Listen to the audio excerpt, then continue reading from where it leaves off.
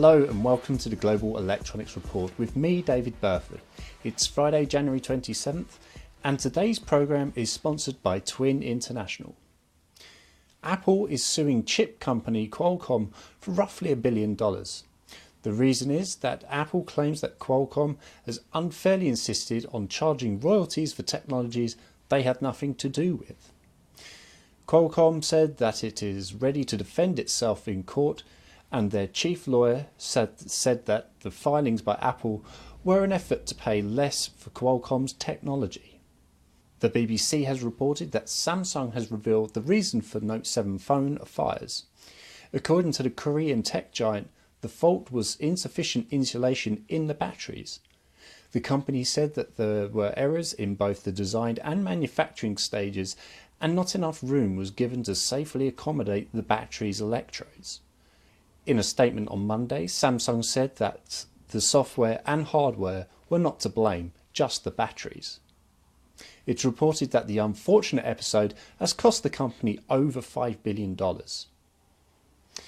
Mertec Co Limited has reported record sales for its North American division. The company is led by President Brian D'Amico, who attributed the growth to the massively successful launch of the MV6 Omni 3D AOI system and the MS11 3D SPI system. He also said that this was combined with the talented team of sales and support professionals. Both machines use Mertec's exclusive 15 megapixel Coax Express camera technology. The MV6 Omni uses proprietary OmniVision 3D digital multi-frequency Mare technology to provide precision inspection of SMT devices on finished PCB assemblies. The MS11E 3D SPI machine uses dual protection shadow-free Mare phase shift imaging technology to inspect solder paste depositions on PCBs post-screen print for insufficient solder, excessive solder, shape deformity, shift of deposition and bridging. Donald Trump was last week inaugurated as US President and immediately got down to work. Trevor Galbraith now brings us a report on how Trump may shake up the industry and its potential impact on China. In the Chinese Year of the Rooster, the chickens are coming home to roost on Chinese ambitions for the semiconductor chip industry, according to a report today in the Wall Street Journal. The Trump administration is promising to take a hard line not only on the trade negotiations with China, but in particular with their ambitions to move into the advanced technology sector by investing $150 billion in new fabs over the next 10 years. Currently, China imports more semiconductor chips from the United States than it does oil, a whopping $200 billion in 2016. Both sides have long been suspicious at exactly what is inside these chips, especially those that are being installed into sensitive military equipment.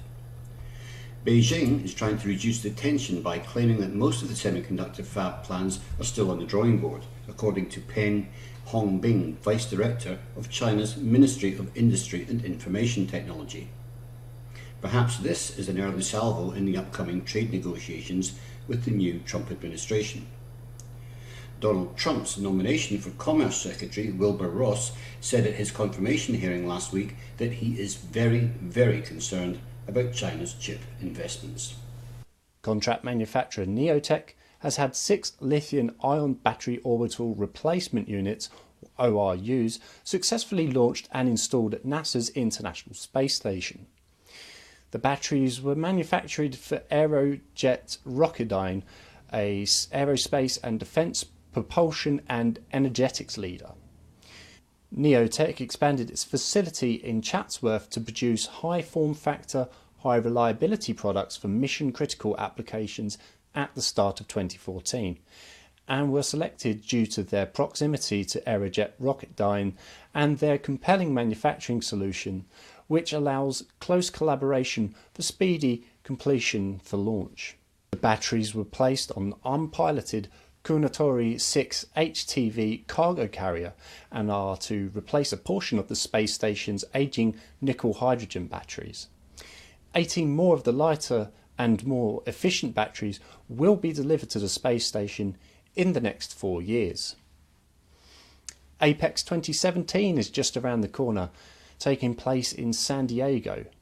Global SMT and Packaging will be in attendance and bringing you the latest innovations on the show floor with interviews and live updates from Trevor Galbraith and myself, as well as several panel discussions with some of the industry's key players.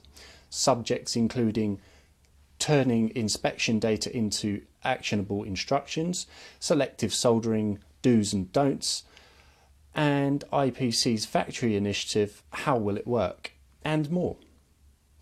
That's it for this week. Thank you to our sponsor Twin International, bubble-free potting from the world leader in benchtop to fully inline potting under vacuum.